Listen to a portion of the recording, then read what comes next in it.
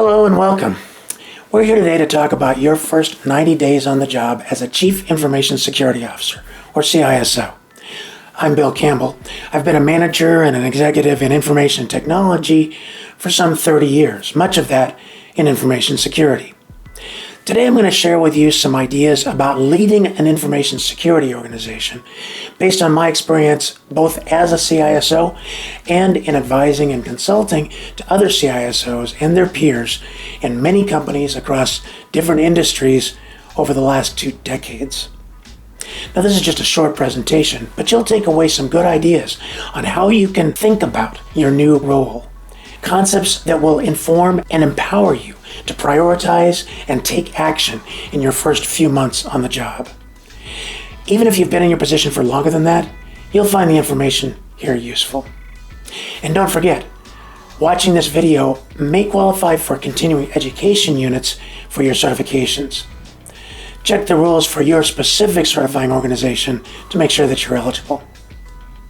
All right, let's get started.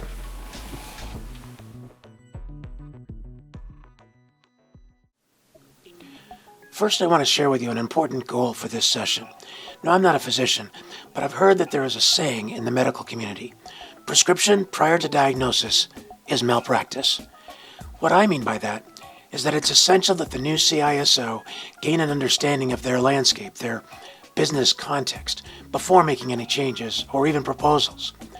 This presentation provides an outline of what to look for to quickly develop the contextual awareness and sensitivity to be effective, to make intelligent decisions, and to properly prioritize actions. The thrust of the presentation is strategic. No prescriptions will be offered here, as that would constitute malpractice. I'm going to talk about what it means to be a CISO, because unfortunately, it can mean different things in different places. And I'm going to talk about that landscape that I mentioned, and 3 important differences you'll probably experience as a new CISO. Finally, I'll offer some recommendations on how you can hit the ground running. So, what's a CISO?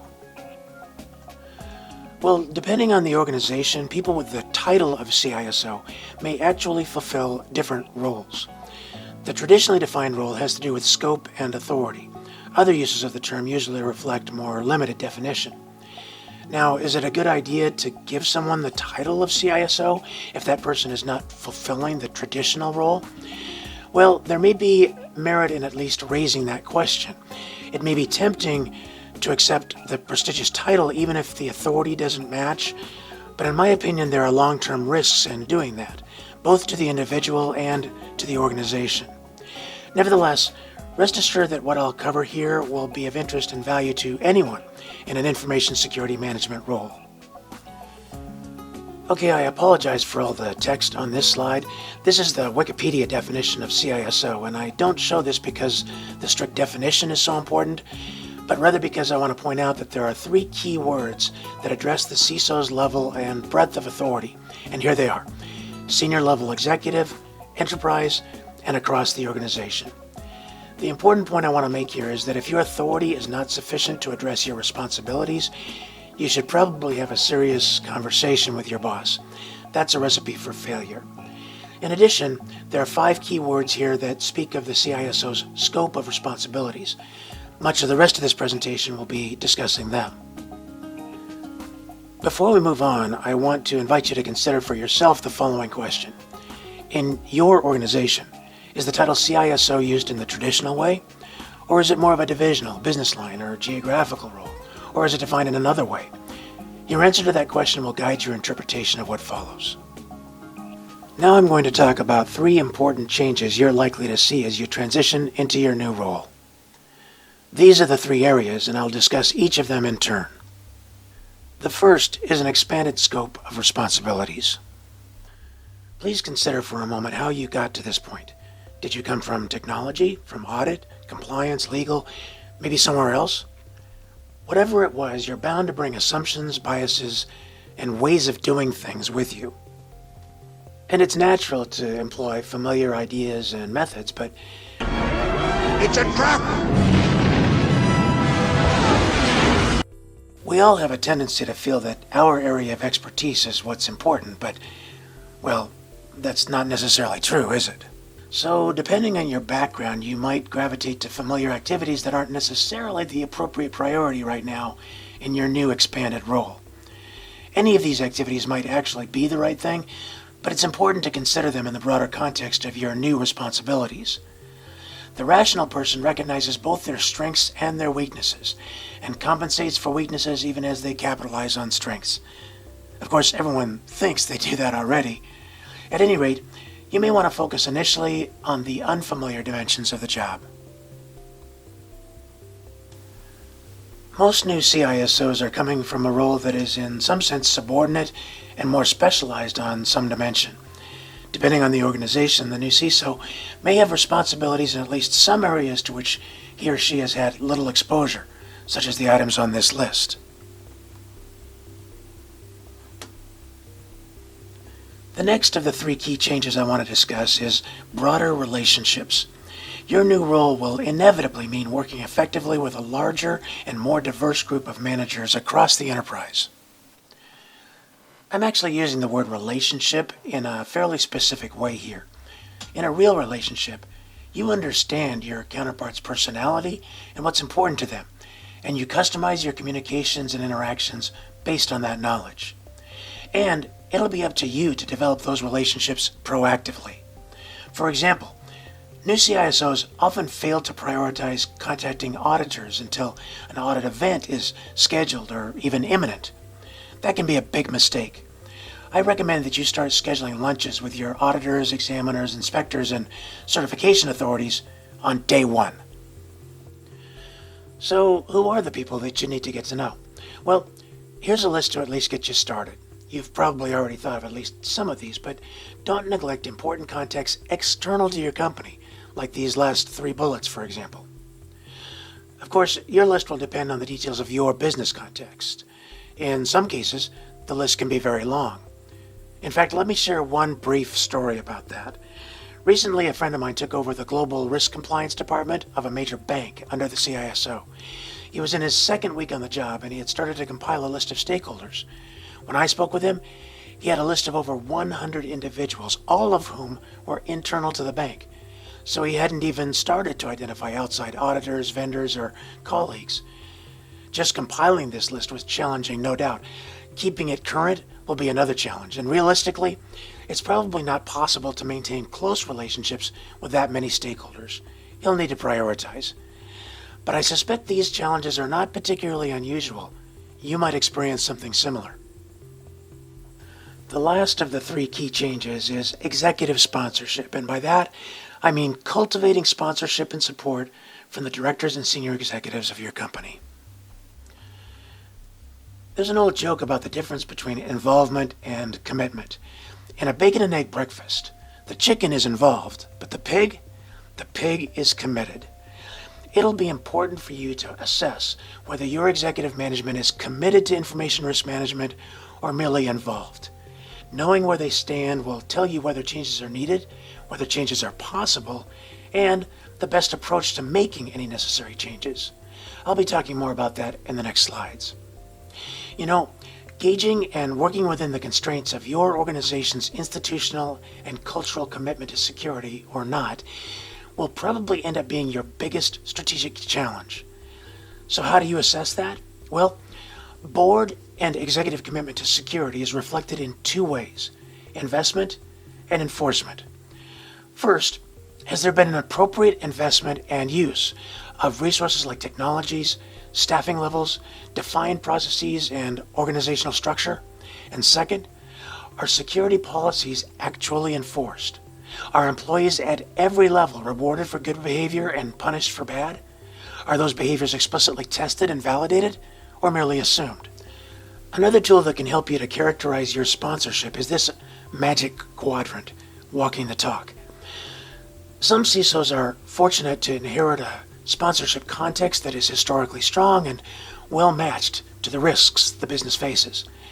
If you're not that lucky, you may need to focus initially on what may at least seem to be appearances over substance, while figuring out ways to educate and persuade upper management and the board that they need to match their security investment and commitment with the risks.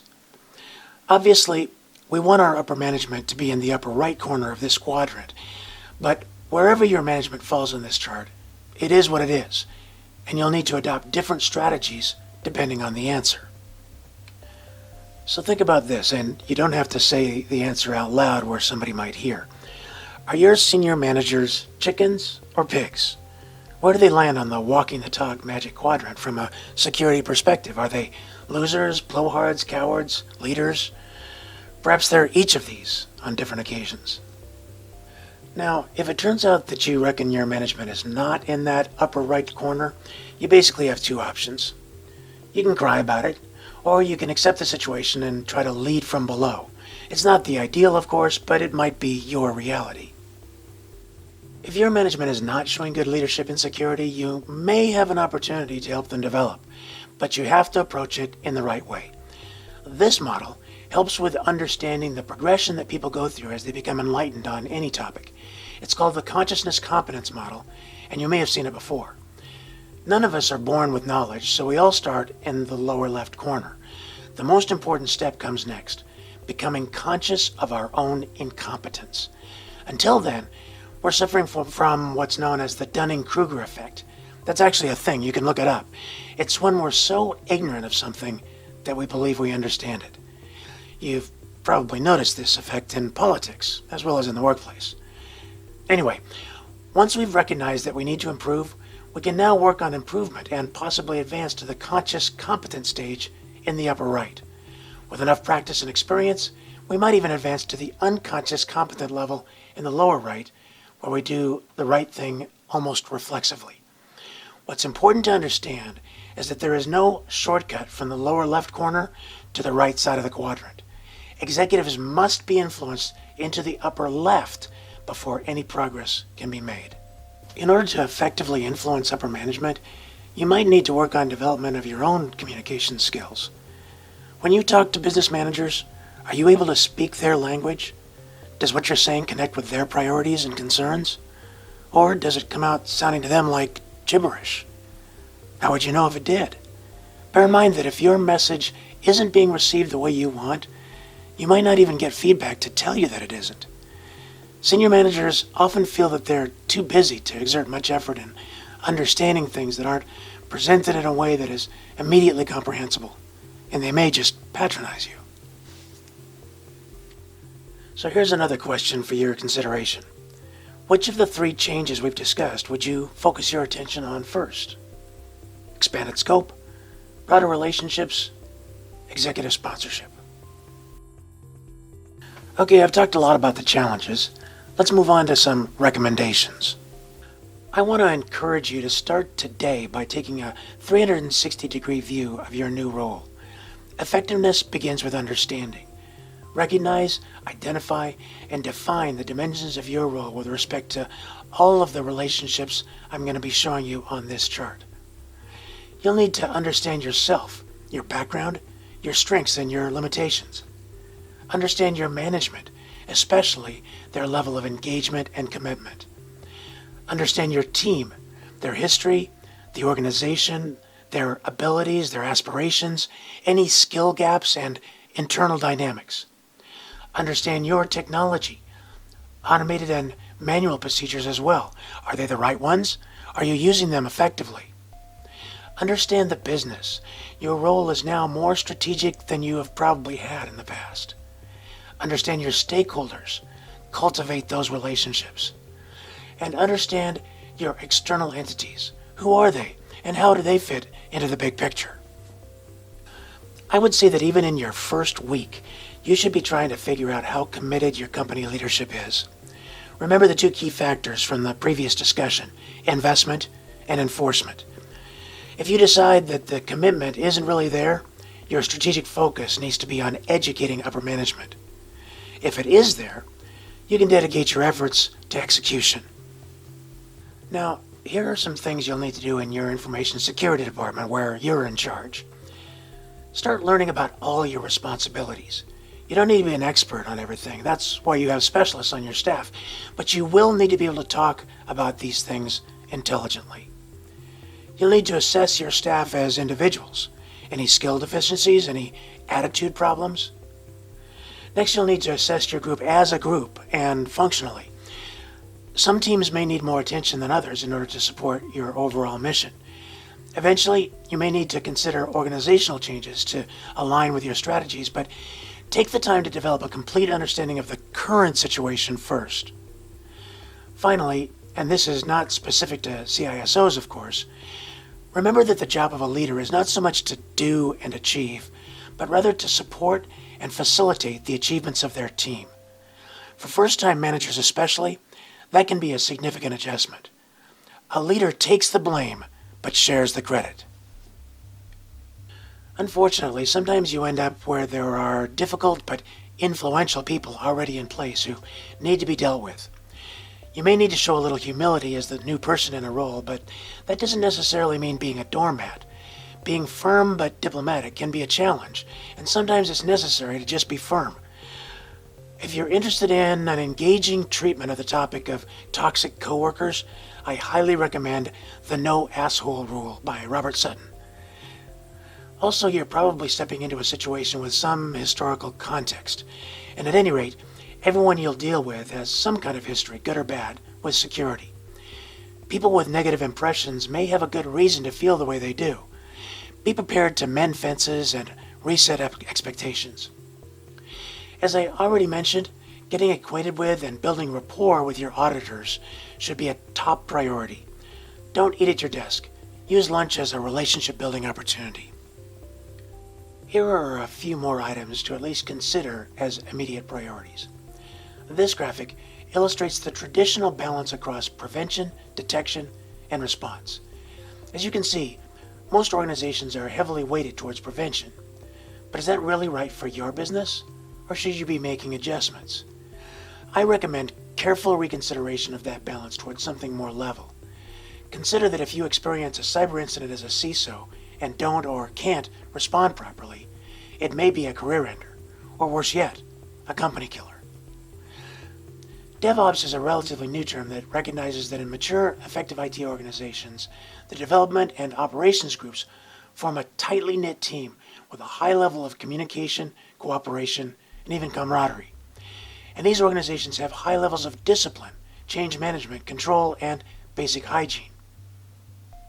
And what about your IT and network architectures? Are you segmented so that you can contain attacks and errors? What about test environments? Are they segregated? And do they faithfully represent the production environment so that you can catch problems before your customers do? I bring these 3 points up because it's very difficult to build an effective security program on top of an immature, ad hoc IT infrastructure. As the Bible says, that's like building your house on sand. The first storm will wash it away. If you don't have a rational architecture and mature processes, any security solutions you apply run the risk of being irrelevant, unnecessarily expensive, or adding to the chaos. So, part of your job as CISO might end up being to encourage and support efforts to improve IT infrastructure and process maturity so that your initiatives have a sound foundation.